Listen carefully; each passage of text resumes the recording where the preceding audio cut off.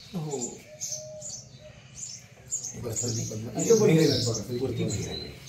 भैरवीच्या घरामध्येच पिंड आहे.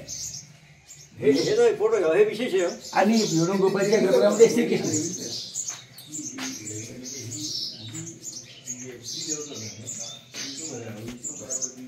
नाही नाही कृष्णाचा भाषणी झालेलं